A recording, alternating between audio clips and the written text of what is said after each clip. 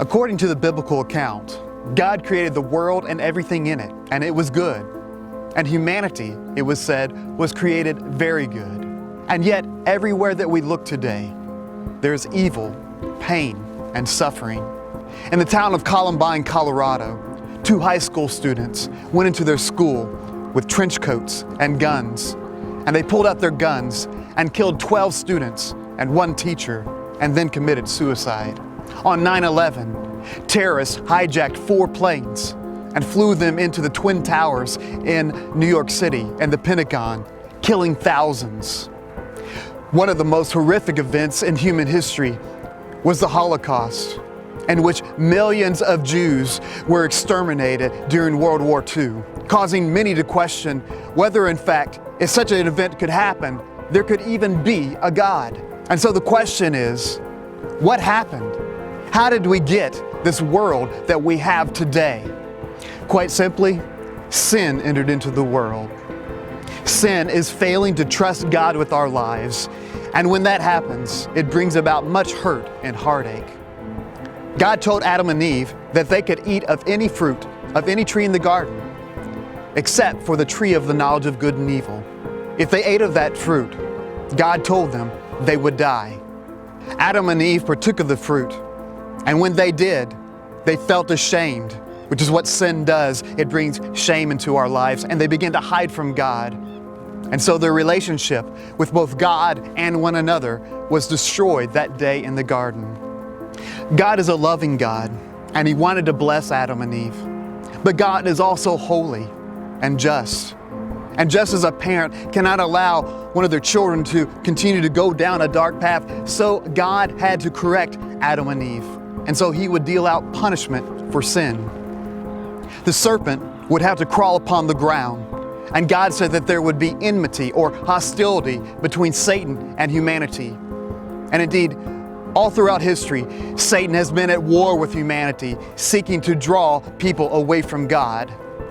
God said that the woman would have greater pain in childbirth, and the husband would rule over her, pointing toward the strife that often exists, sadly today, still in human relationships.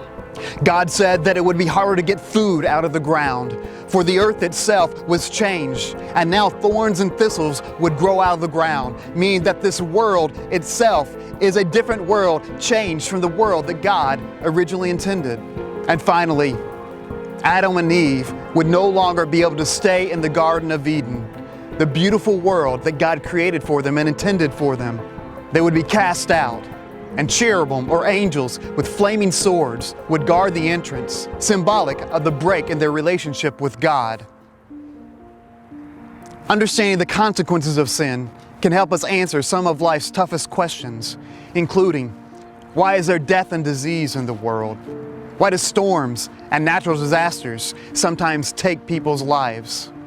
Why is there so much strife in human relationships, dishonesty, broken families, and all the ills of this world?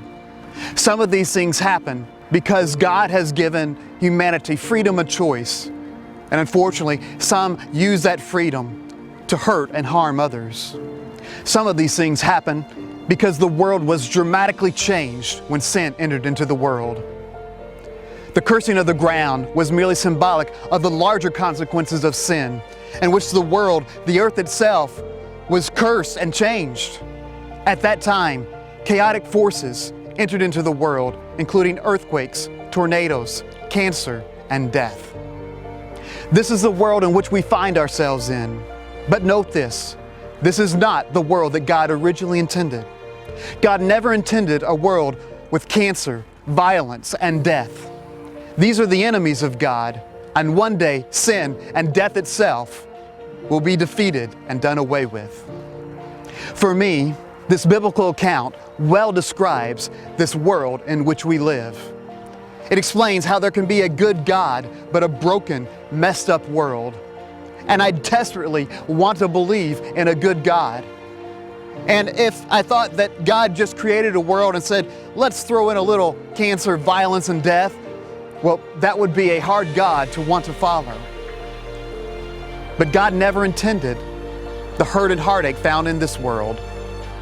And He has a plan to restore the world back to the peace, the beauty, and the harmony that was found in the Garden of Eden.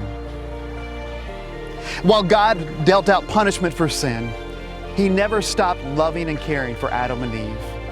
And He showed this in two ways. First of all, when He sent them out into the world, it says that He made clothes for them, which not only provided them physical protection as they went out into this harsh world, but also was symbolic of God taking away the shame that their sin had brought into their lives. Second, we see that in the midst of God dealing out these punishments, there's the promise of a Messiah. God said that one of the offspring of the woman would crush the serpent's head, would crush or destroy Satan, who had taken the form of a serpent. And that offspring of the woman who had come to the world was Jesus Christ, the Son of God. God Himself would come into the world, become human, and go to the cross, and there destroy Satan, destroy sin, and destroy death.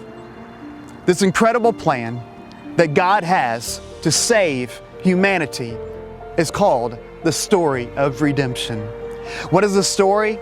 Well, the story is God working throughout human history to bring us back into a loving relationship with Him and with others.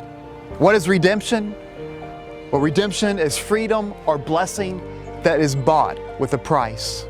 And the price that was required to redeem humanity was the death of Jesus Christ, who willingly came to this earth and went to the cross to live and die for us so that we might be restored.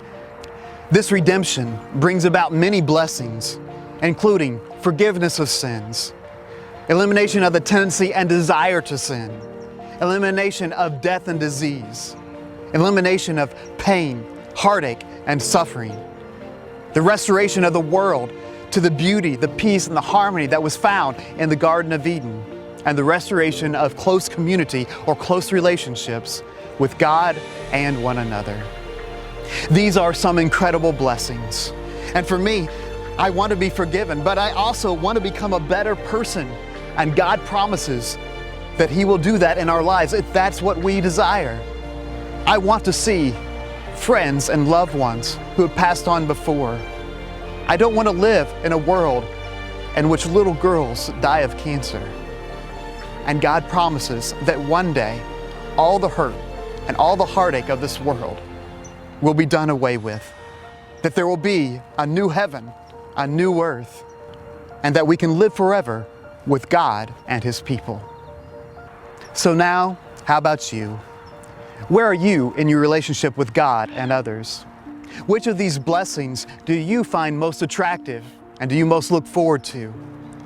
And what do you want God to redeem in this world and in your life? May God bless you in this journey.